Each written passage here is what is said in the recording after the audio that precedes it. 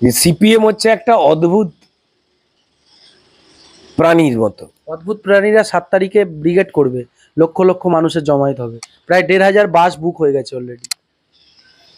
CPM এর আগেও সারা পশ্চিমবঙ্গ দেখেছে, ব্রিগেড ভরিয়ে দিয়েছে, লালে লাল হয়ে গেছে। তারা প্রচার করেছিল যে তারা তো বলছে ভোটের লড়াই নয়, আদর্শের লড়াই। এই সমস্ত বাজে কথা বলে। ভোটের রাজনীতির জন্য তো তারা লড়ে, স্বেচ্ছাসেবী সংগঠন নাকি? আদর্শের লড়াই। ঢপ বাজিয়ে করার কথা। তা আদর্শ তো মানে বাড়িতে বসে থাক না, অন্য জায়গায় মিটিং করার চ্যাংড়া মকড়া পায়নি। তারা যে আসলে কুচক্রী এবং মানুষকে ঠকানো দল তা প্রমাণিত। তাই তারা মানে ওই 6% মধ্যে এসে আটকে গেছে, আর উঠতে পারছে না। ব্রিগেড এরা লাল করে করে পরিষ্কার এমন একটা প্রচার করে কালকে যেন বিমান বসু মুখ্যমন্ত্রী হবে, আর নয় স্বয়ং মার্কস চলে আসবেন মুখ্যমন্ত্রী হতে, ফ্রেঞ্চ কার্ড দাড়ি নিয়ে। তারা এইভাবে প্রচার করেন, কিন্তু আলটিমেটলি কোনো কিছুই হয় না।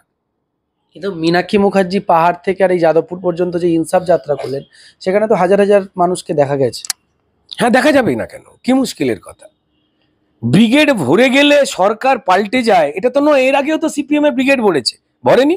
কত ভোট পেয়েছে? একটাও আসন পেয়েছে? বিধানসভাতেই, লোকসভা ফোকসভা ছেড়ে দিন, পেয়েছে? পায়নি তো। আরে পশ্চিমবঙ্গের জনসংখ্যাটা ব্রিগেড নয়, ওটা সারা শরীরে একটা ফুসকুড়ির থেকেও ছোট।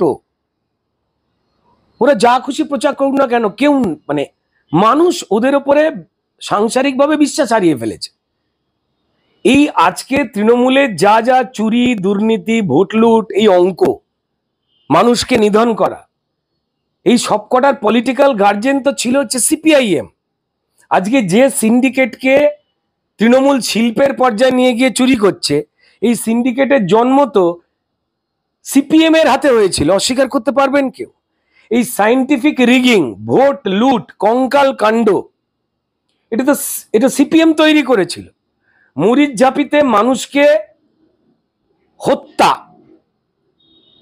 বিজন সেতুতে আনন্দমার্গী সন্ন্যাসীদের জ্যান্ত গায়ে কেরোসিন তেল ঢেলে পুড়িয়ে দেওয়া, এ শুরু করেছিল তো সিপিআইএম।